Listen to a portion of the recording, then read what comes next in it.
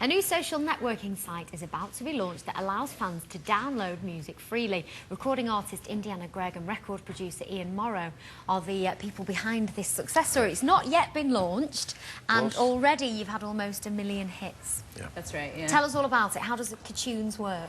Cartoons is a social networking site, much like MySpace or YouTube or Bebo. We do everything, you know, there's a games platform. The main difference is that we're paying musicians every time their music gets streamed or downloaded. And it doesn't matter if you're a major artist, an independent artist, or an unsigned artist, you have the same opportunity to draw people to your page and to get paid for your music whenever it's played or downloaded. So. Okay, Ian, this is a hugely contentious issue, downloading music. Absolutely, yeah. Record companies have been spitting feathers for some time now, the amount of piracy that's been going on with sort of downloading music illegally. Yeah. So this is, I suppose, is this sort of regulating the industry? Well, this is probably the first site that's been written by musicians for musicians that actually attacks the problem. I mean, it's 100% legal. I mean, I think with downloading and pirating, I mean, the genie's out the bottle, and it's probably not going to go back in. So, I mean, it's taken a long time to put together, a lot of negotiations, a lot of talks with record companies, you know, the copyright societies, I mean, it's what I think is very difficult is that the industry is quite slow-moving. It's got legislation about copyright and this and that, whereas you can get a broadband connection put in next week and start downloading. You know, and really the industry's been just caught. But no, this is good. It's very interesting. The business model works from you could be a 15-year-old schoolboy, you know, do a demo at night, go into the class the next morning, get all your mates to go play it and download it and get paid.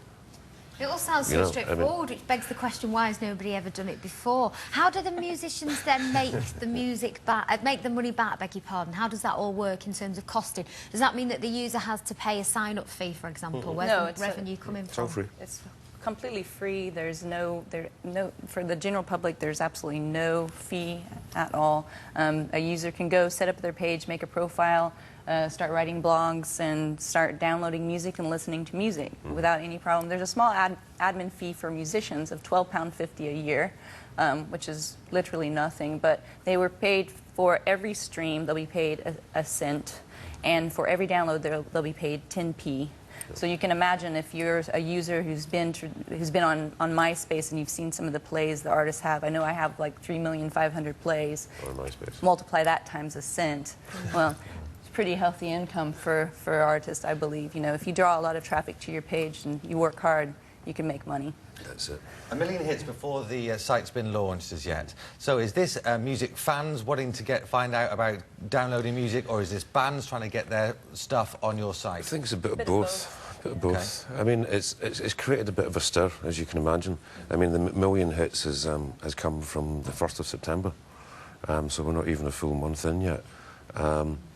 So there's lots of interest in it because it could be the total solution.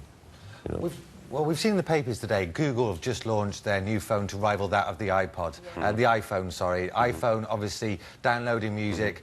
New technologies are just developing so quickly at such a dramatic rate that the way people listen and get their music has changed over recent years, almost beyond recognition. Oh, yeah. So is this it now, as regards to kind of people being able to access music? Long gone are going to be record shops, and being able to get onto the websites and downloading music is the way forward?